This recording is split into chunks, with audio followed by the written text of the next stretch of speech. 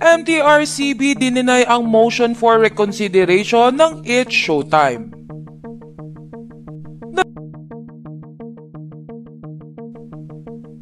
Naglabas ng statement ngayong araw September 28, 2023 ang ahensya ng MTRCB hinggil sa viral icing scene ng mag-asawang Ayon Perez at Vice Ganda. Sa Isip Bata segment ng It's Showtime, ipinunto ng MTRCB sa kanilang press release na hindi nila tinatanggap ang motion for reconsideration na inihain ng It's Showtime.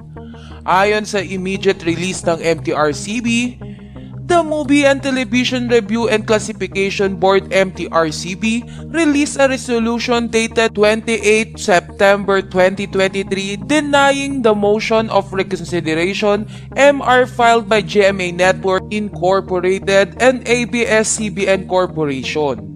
Diin pa ng MTRCB, said MR sought relief from the board's ruling dated 17 August 2023 regarding the July 25, 2023 episode of the live noontime program It's Showtime, specifically during the show Isip Bata segment in which hosts Ryan Bang, Vice Ganda, and Ayon Perez allegedly acted indecently or inappropriately in the presence of children, which is alleged to have violated Section 3 of Presidential Decree and its implementing rules and regulations, in view of which the board decision dated August 17, 2023 is affirmed.